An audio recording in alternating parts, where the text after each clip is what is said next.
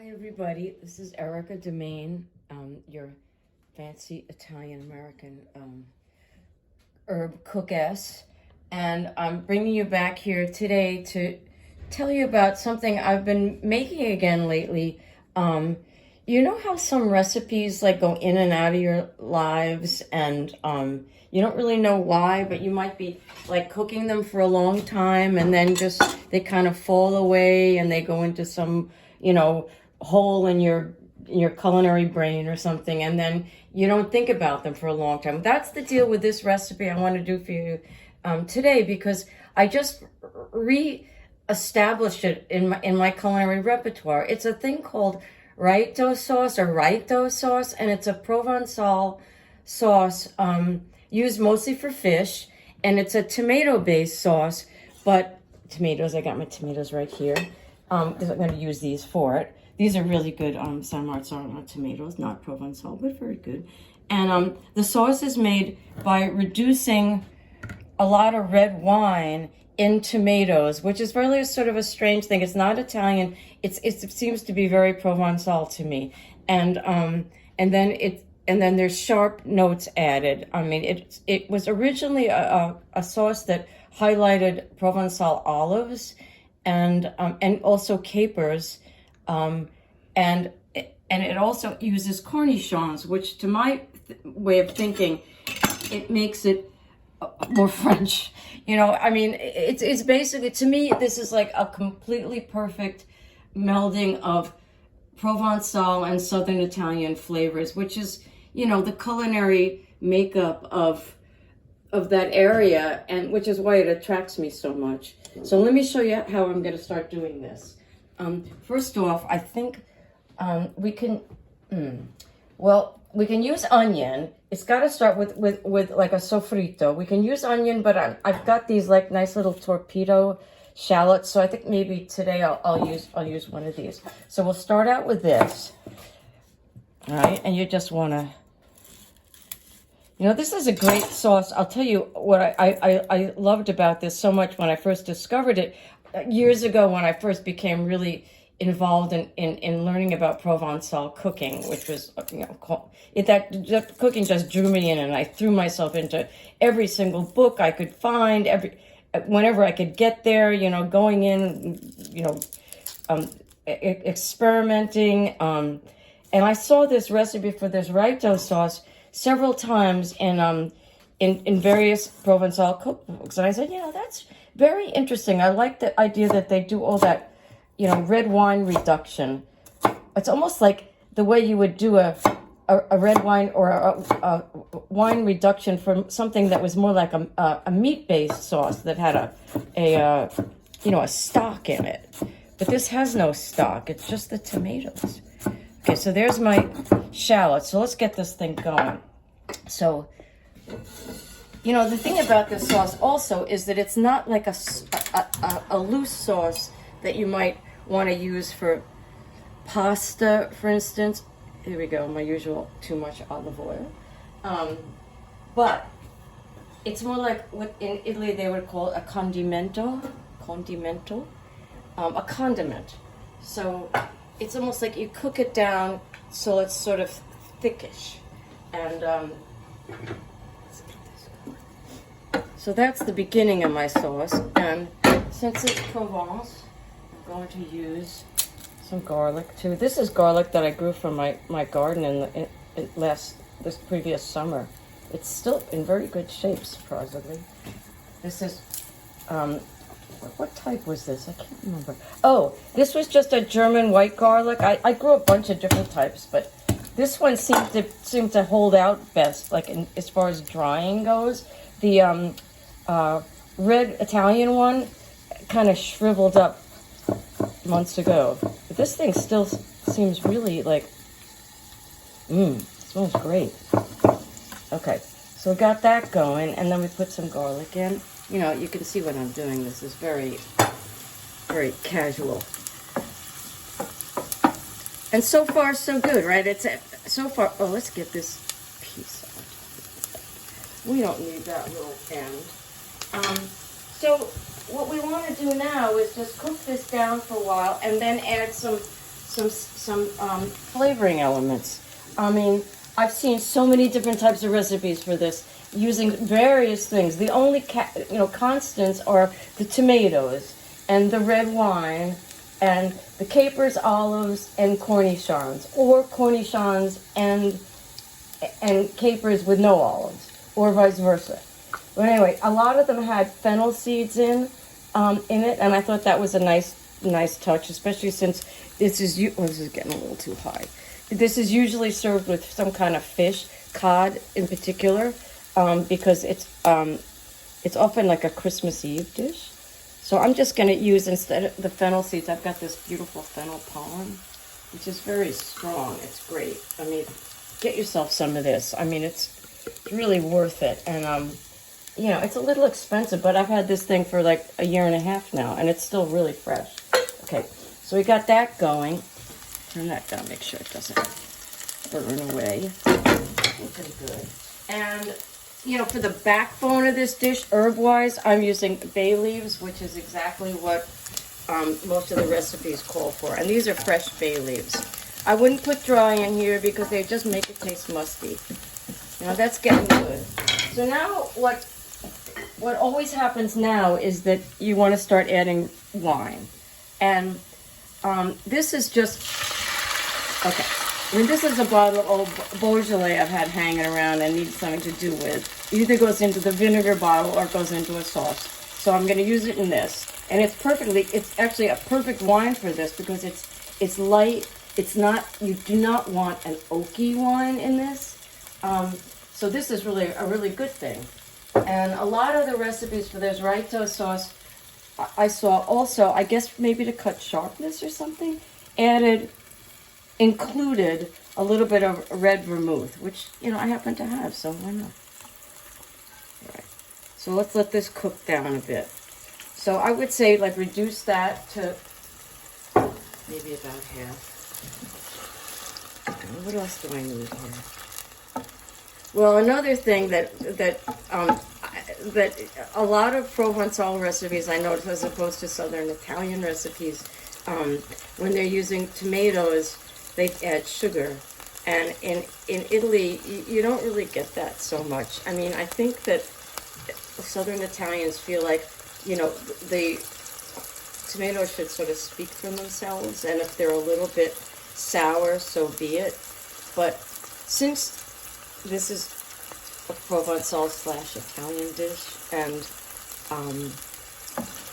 I just do what they say, so I'm going to put a little sugar into this.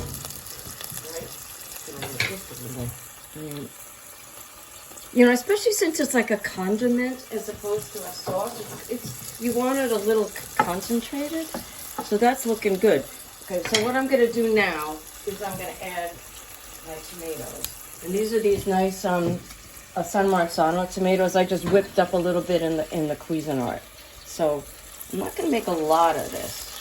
I'm thinking for the amount of wine, that's probably about right. See, it gets so dark. I love that. See, when I make tomato sauces, my usual Southern Italian, Puglia or Neapolitan style, I don't usually use red wine because I've always felt that it was a little bit too, let's clean this up, a little too strong. I mean, I use preferably a white vermouth or a little white wine or a little rosé, and not very much. But this is a real reduction. So you really want to, see, you can see how dark it is. Let's see what else do I want. So we need some salt, obviously. Salt is good. Yeah, it's nice. And,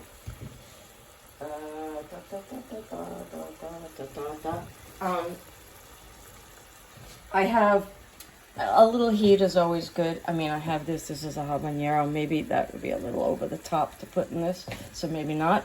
So, but this is that nice Espelette paprika, so we'll use a little of that. This is really moderate heat.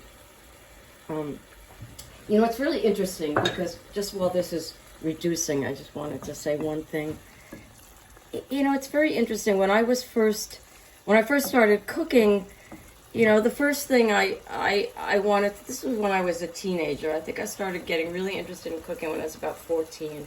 And the first thing I was really interested in doing was learning all the dishes, the Neapolitan and Puglian things that my family made. So I'd get into the kitchen at weird hours, when everything was cleaned up, and 3 in the morning, and start making, eggplant parmesan or something, that my aunt would make or my mother would make. And I learned how to make all those things, and I was really into that cooking. But then, as I moved on, I started realizing that so many other, not so many, a few other cuisines had elements of what I was looking for to fulfill my culinary, ambitions, I guess I would say.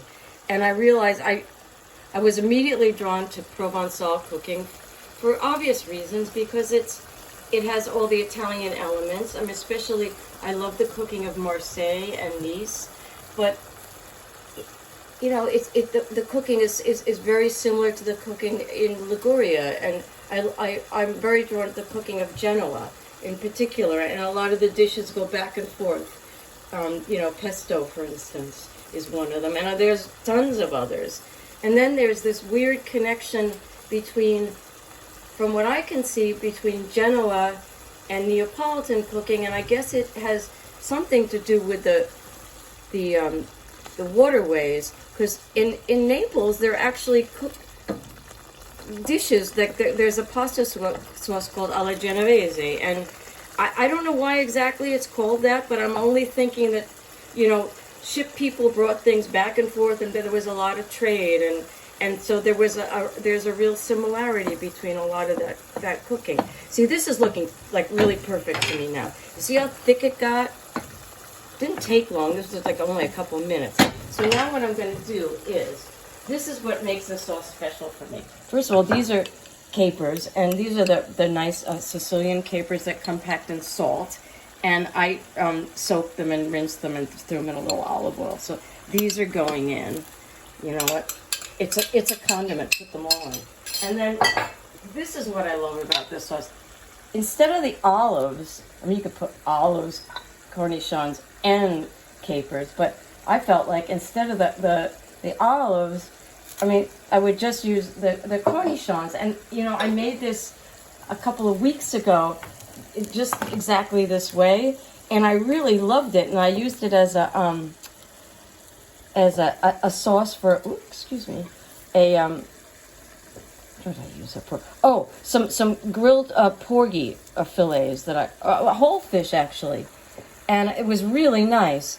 And when I started looking at my old recipes for this Raito sauce again, I realized that a lot of times it's used with fresh cod. So that's what we're going to do today. So you just, so you don't get like a big mouthful of cornichon. Chop them pretty fine. That's perfect. And those go in. And then now that it's pretty well down to the point where I want it, I'm gonna just turn this down a little bit. So now, another reason why I picked this particular sauce is because it gets a lot of herbs. It's a Provençal sauce. It gets herbs, and it was interesting because I looked at about 5 or 6 different recipes for this in various books and online, and there was no real, set herb that was part of this dish.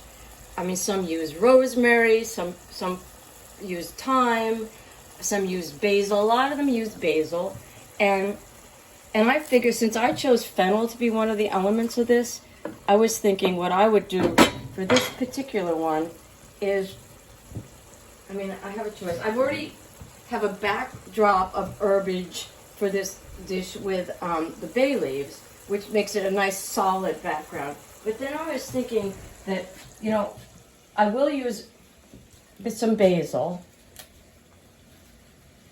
I'm going to put this in at the last minute because basil really, the only way to make it really shine is to add it at the end. And then I was thinking also what would be nice is to pick up on the fennel flavor and also because it's a nice French herb, is to add just a little bit of tarragon. So let's do both of these. No rosemary in this. It's a little too heavy, right? Okay. Oh my God, this smells really good. Smells really good. I mean, this does not smell like a Southern Italian sauce. The red wine really makes it like heavy, almost like a real French sauce. So, okay, okay, I'm turning this off now. It is done.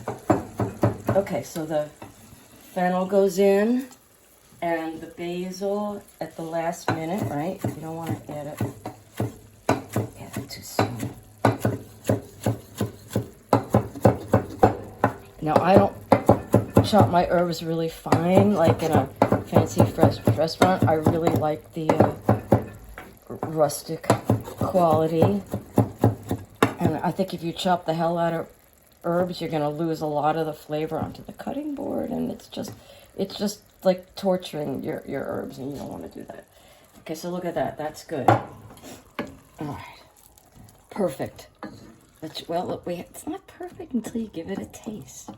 All right, let's give it a taste. Oh, it is good. It's a little sharp. It's interesting. I'm almost thinking you could use like another, maybe just a tiny bit more sugar. Just a little bit. It's good on the salt. Well, you know, you don't want to put a lot of salt because there's capers and other salty things, like the cornichons are salty too. So let's see. You know, that's really very good. I'm really happy with this. So I just want to show you. So just for an idea of what you could use this for, and in my thinking, this dish is a really lovely, you know, Christmas Eve addition to your fish dinner if you're Italian or not. So all I did was roast a little piece of a nice chunk of boneless cod here, and I just put some. Actually, I put some ground up Tyroleans on top because that's all I had. But you can see I just like blasted it. I put it in like a 450 oven, and it's perfect. It's just completely nicely flaky, but not overcooked. And so I would plate this, but you know, just for our purposes, just to show you that you could sort of imagine the flavors here. You know, just do this. Christmas, right? Christmas Eve. It's beautiful. All right, well, there's your roast cod with Raito sauce, straight from Provence by way of a lot of Italian influence. And I hope you enjoy this and come back again for another little class that's going to have a lot of herbs in it.